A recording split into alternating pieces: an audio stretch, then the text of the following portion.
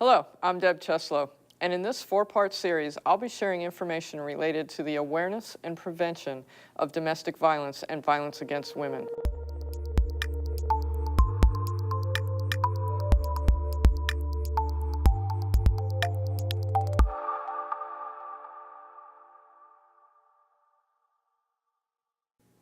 Did you know that 1 in 4 women will be assaulted in their lifetime? And it's believed that 80% of victims knew the offender prior to the assault. Joining me to discuss this issue of sexual assault are Ziva Edmondson and R.J. Lareza. Ziva Edmondson is the director of the Volusia Rape Crisis Center. Her background is in law enforcement, and her career spans more than 30 years. Her experience in the private, public, and nonprofit sectors has given her a well-rounded approach to crisis intervention and helping those impacted by sexual assault. R.J. Lareza is on his 3rd term as the elected state attorney for the 7th Judicial Circuit. Welcome to you both. Thank you. Thank you. So, Ziva, 30 years. It sounds right. like it's been quite an adventure. Tell us a little bit about your background and what brought you here today. Well, thank you for having me here today. My background is a little unique. I started out in law enforcement, and I'm a 29-year veteran of law enforcement. I was a deputy sheriff with the Orange County Sheriff's Office for about 26 years. And during that time, most of my career was investigations, and I worked quite a bit in the child abuse and sex crimes units. And at that time, that's when I really decided that I really enjoyed working with victims of sexual assault and helping them. And so I went back to school while I was still a deputy, knowing that once I retired, I would transition into this work and start working with sexual assault victims exclusively. So when I retired from the sheriff's office, I went to Vanderbilt University for a few years, where I was able to begin a victim services unit for that university and worked with their command there. I eventually moved back to Orlando and began running the rape crisis centers here in Central Florida. Quite the journey. It has been. It has been. And how about you, RJ? Some background. Yes, ma'am. Well, I started my career after I graduated with a criminal justice degree in 1980 as a probation officer. I worked probation and parole, working with youthful offenders, sex offenders, normal probation offenders until 1993, when I decided that I wanted to go to law school and be a prosecutor. So I packed up the family. We headed up to Macon, Georgia, and went to law school at Mercer University. I worked for the DA's office in Houston County while I was there. Came back to St. Augustine, where I reside, and started prosecuting. I prosecuted homicides, sexual assaults, carjackings, kidnappings, serious felony charges, and then went into private practice for 6 years. After that, I decided to run for state attorney. I was successful, and I've been state attorney ever since 2008. 3 terms. We thank you for your service. Thank you. It's a pleasure and a privilege. So, sexual assault, how would we actually define that? You know, sexual assault is going to be defined different ways in the law through different states, but basically the main thing to understand with it is that it is unwanted sexual activity. And of course, RJ could probably give you some more details about the actual statute here in Florida, but it's going to be unwanted activity, and the penalties are going to be different regarding the age of the victim, if the victim's very young versus the victim's much older, as well as some of the things that occurred the specific offense itself. But it's unwanted activity. Absolutely. There's a lot of different categories of sexual battery is how it's referred to in the statutes, which refers to an actual assault that results in a physical touching, and it's a lack of consent, an unwanted or non-consensual sexual encounter.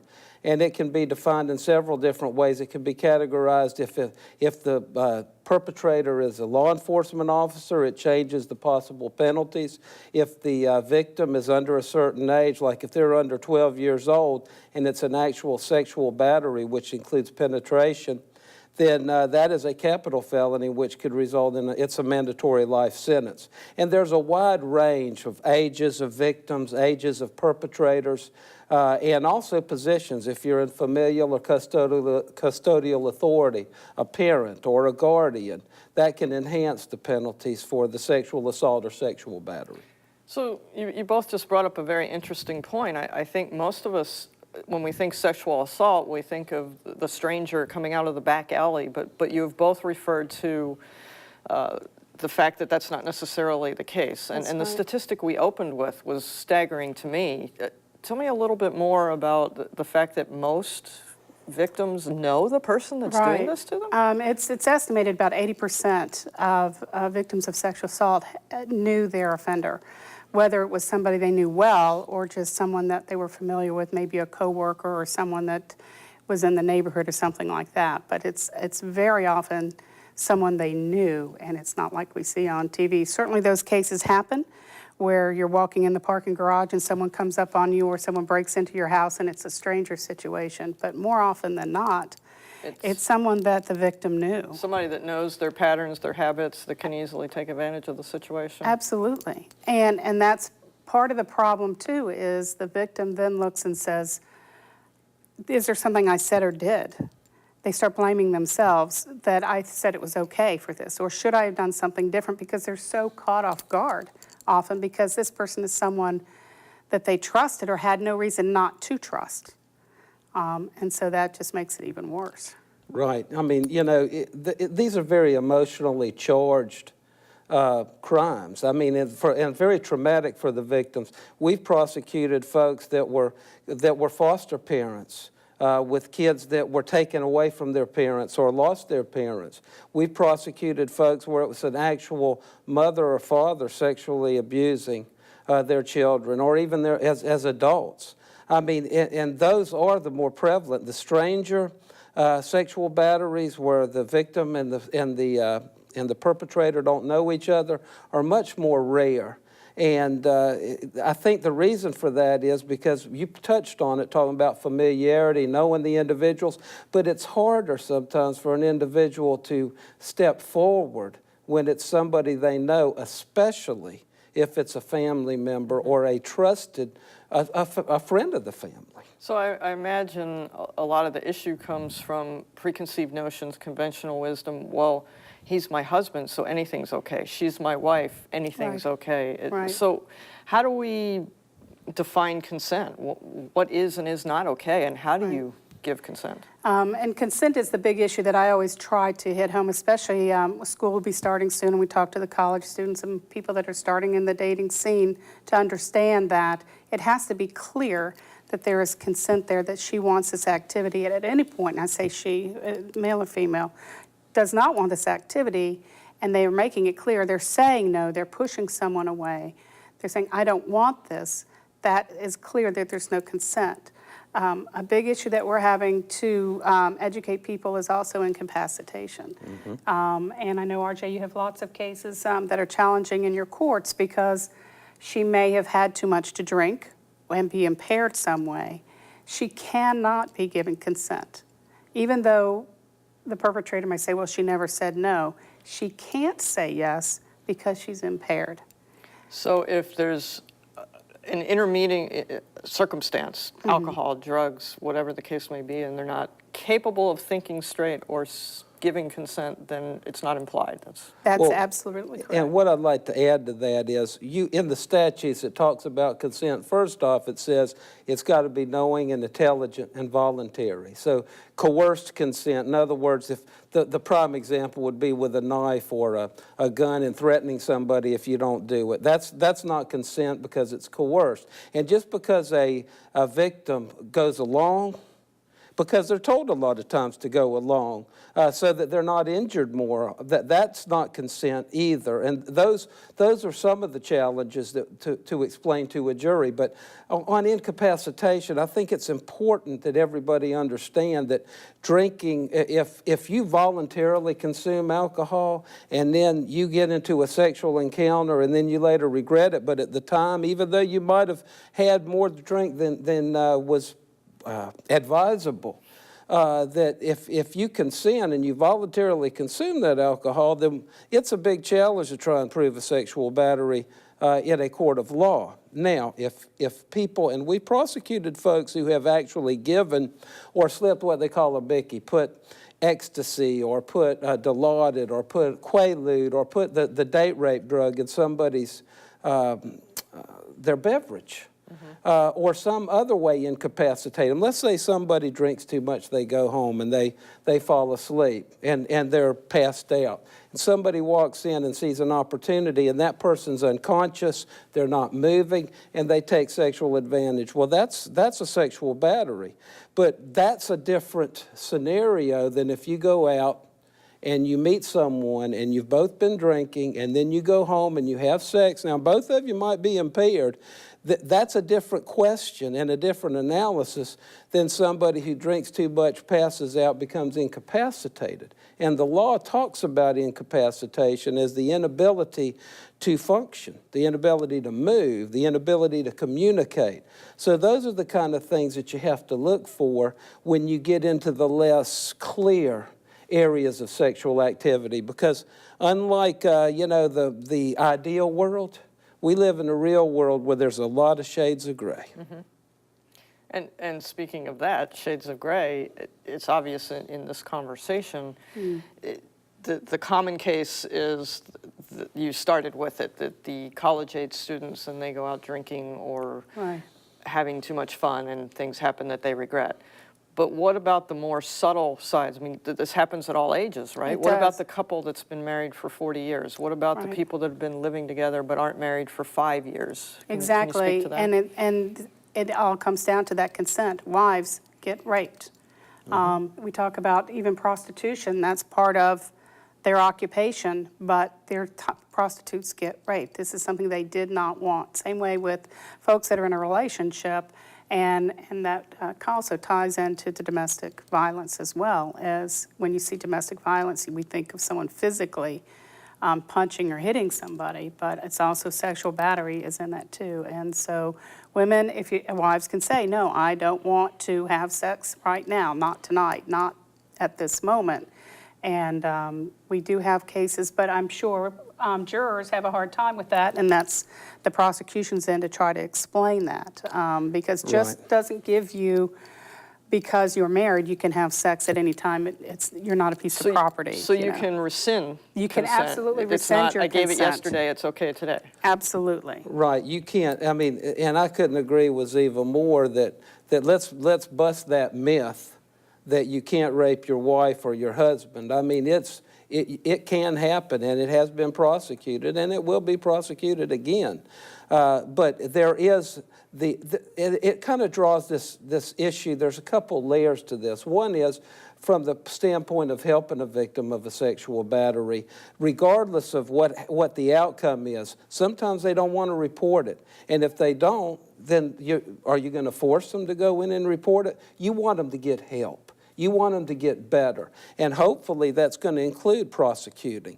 But I think that you have to understand that there's more to it than just prosecuting. There's also, how do we help these folks once they've been through this terrible ordeal? How do we help them get back to normal? And how do we educate folks in our community so that they understand this is not a simple black and white matter? Right. And let's start with the prevention side. It would be even better if we could stop this from happening. Right. A lot of people do things unknowingly to make themselves targets. Right. What are some of those things? Let's educate on how to not bring it on, how to not be the target. Right, and I have to be careful when I talk about, because we don't want to blame people for their Correct. activity and No, get into the whole absolutely victim not. blaming thing. Absolutely. But I do want to talk about reduction of risk, because we can't prevent sexual violence, but we can certainly reduce the risk. So how do we do that? And so the first thing I would say is be aware of your surroundings. And nowadays, with the invention of the new smartphones, everyone is looking down. Everywhere you go, people are looking down at that phone. They're walking through parking lots and out in the public, and they're not aware of their surroundings whatsoever. So my first thing is to be more aware of your surroundings. You can put down the phone while you walk from your car into the building. So let's stop on that one for one moment. You were in law enforcement. Obviously, your background is clear. Is it a fact that these perpetrators, when we are talking about the stranger, are looking for easy victims that are not aware, or still the cell phone issue? It's the opportunity right there. And you talk to, they've had so many studies with inmates on why this occurred and how did you work and what was your MO. And almost always they'll say it was opportunity at that moment. situational awareness, knowing your surroundings. Women or men, anyone can be a victim. So to be able to know how to protect yourselves, some folks decide to take self-defense classes, because if you can be effective initially, let's say it's a stranger attack, or even not, when the sexual batteries are about control and power, and if you can make it difficult for that person, or if you make it very clear that they're going to be in for a fight, then that can help. But the other downside to that makes it difficult is you don't want if they fight, what if the person fights back? What if they take a weapon? What if they then use more force and cause more injury to you? It's a difficult quandary to solve. But try to be choosy and be real and honest about the people that you're maybe getting involved with, because I think we all can pick up on signs. Somebody trying to control you, somebody overly jealous, somebody who wants to know where you're at all the time, somebody who gets forceful with you and then laughs it off. I mean, there are warning signs that people, if they'll just acknowledge them, don't you think? Absolutely, and a real issue too nowadays is social media. Where yes. that's just a whole other animal, because you're feeling safe, you're not in front of somebody. I talk about being out and about and not being aware. You need to be aware as well as on social media. We unfortunately have case after case where victims will call us and say, I met him on the internet and had him over to my house right away.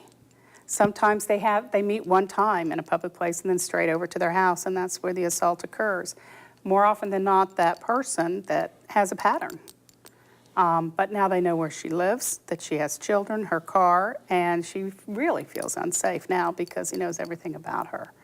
And that social media is just something that we really have to educate people on, being aware of everything is not what it appears. Right, and I'll tell you, when you get on those social media sites, I mean, you just have no idea. I mean, there's no regulation about what people put on there about themselves, and a lot of it's not verified. So you gotta do your due diligence. I tell folks, it's almost like you need to, hey, check the clerk's websites. Look, if you got somebody that you're corresponding with on the internet, you can look them up, see if they've ever had any criminal charges. You can look up to see if they've ever been sued, if they're divorced. You can find out they're lying to you. There's so much information out there. Use it to your advantage. And, I know it might sound crass a little bit to check up on somebody you might be romantically interested in, but I think in this day and time, it's a prudent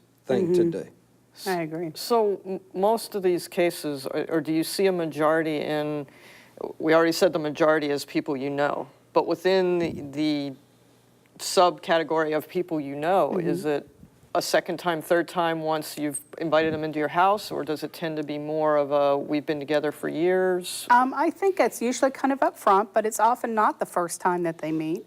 When we talk about dating violence, it's often, I've been out with them 2 or 3 times. And then this occurred. You seem like such a nice person. Right, and then that's when they start second guessing, going, did I give a signal? Did I say something? What did I do to cause this? And the problem is you did not do anything.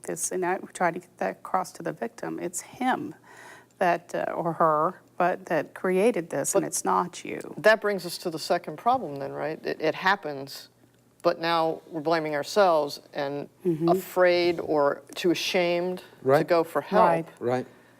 What do we do about that? Well, I encourage folks, we have a 24-hour helpline here in Volusia County, and there's a national one too that we'll put on at the end of the segment. I'm sure that information will be available to everyone, that you can call 24 hours, 7 days a week, and you'll get a counselor advocate that can talk you through what to expect and give them a scenario, and they can help you out. Some people choose to make a report, obviously, to law enforcement. Many don't. And here in Volusia County, I would say about 30% of those cases that we work do not involve law enforcement, where victims have come forward and said, this happened a while back, or for whatever reason, they want to get information, but they don't want to come forward for a prosecution. We can still help them. There's counselors involved in crisis intervention that we can provide for people. So there's a confidentiality aspect that because I Absolutely. reach out and look for answers and ask for help doesn't necessarily mean it's going to go public. I have to go here, I have to That's do that. correct. And there's services that can be provided. And over the years, when we started out a long time ago, you had to go to the police and to provide any services through the state, but that's not the case now. So you can have forensic exams, you can get the mental health counseling, advocacy, things like that are in place.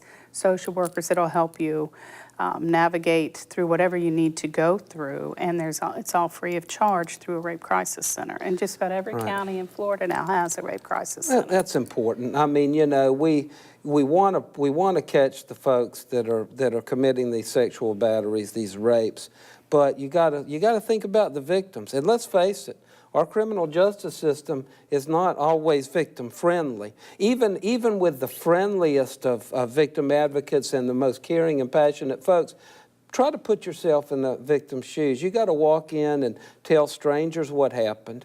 You've got to be subjected to, a potential trial where you're put on the stand, you're cross-examined, plus you're having to share all those details with 6 strangers you've never met before. You go through the deposition process. It can take a year and a half to get a case to go all the way through trial. So, and we have to educate and inform the victims of this.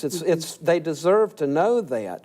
But it's not just a matter of like on Law and Order where you walk in there and an hour later you've got the rapist convicted. Right. It's a long, difficult, traumatic, emotional process that takes a big toll on the victim. And that makes it a hard choice for folks to make. Which tends to keep people from reporting it because they don't want to go through that. But what I'm hearing is, correct me if I'm wrong, there's no consequence for going to this step but not that step. So you can Correct. seek out help, you can explore options. Correct. You can get relief and then decide if you want to go through the bigger Right. process. Is that? And then in the prosecution realm, you have to, and we've gotten good with the help of folks like Ziva to explain to jurors why people don't disclose immediately, or why they're reluctant to, or why they don't even want to get up there and testify. You know, you can talk to in jury selection and say to the potential jurors, do you understand and agree that these folks are going to come in and tell a story that they don't want to tell and that they're upset about? They might even feel ashamed even though they shouldn't be. So you try to educate the public as well, or the potential jurors, to understand how difficult it is to go through that process. And one of the consequences of not reporting at all, of course, is not one people think about when they're in the midst of their own personal trauma, but Right. if it's not reported, then that person is likely to repeat the offense with someone else. It Is that could happen. correct? Right. Sure, And it could. So that's a consequence we need to consider. Right. So what?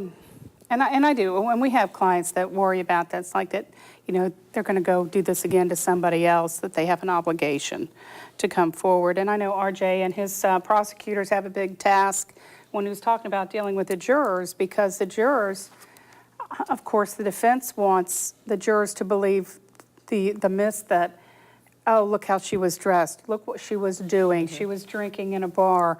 This is all the reason why. That doesn't mean a woman should be raped. She should be able to go to a bar and have a drink and not be assaulted. She should be able to wear shorts and a halter top and walk down the street and not be assaulted. She should be able to have too much to drink and do these activities. Right. And we count on jurors to understand that. And that's where his group has a big responsibility, making sure that we're not making some kind of preconceived notions about that victim. And there's the rape shield, we call it the rape shield statute, but it really talks about what's not admissible. It's not admissible to try and paint a picture that the victim was promiscuous, had several different partners. That if you can somehow, the defense attorneys can tie it to consent, then sometimes it's allowed. But typically the way a woman's or a man is dressed, whether or not they've been promiscuous in the past, had a lot of partners. Typically, those things are not allowed because, human nature is what it is, and people have their preconceived notions. Even when you talk to them and select them for a jury, you're not always getting the whole story about who those folks are. So some things you just don't allow a jury to hear. So it sounds like basically what we're saying is that it's not okay And It's not okay. if people are doing something to you that you wish they weren't, Right. then it should be stopped, and you should rescind consent. Yes. If it goes beyond that, there are places to reach out, Right. take that first step, which would be just Calling those helplines, and you can call 911, obviously law enforcement, you can call the 800 helplines and get an advocate to help them through that process So just as take the well. first step and then decide where to Right, go. and from don't there. worry about a delay in reporting. There's always going to be a delay. Law Right. enforcement, Happens all the prosecutors, time. we know that. So often we get victims that say, well, you know, it happened last week and I'm just now telling you. It's okay. We know how to deal with that, and I want to make sure folks understand, like with family situations or guardians situations, if you're in a situation like that and someone's using their authority over you to get you to engage in sexual activity, then that's not consent.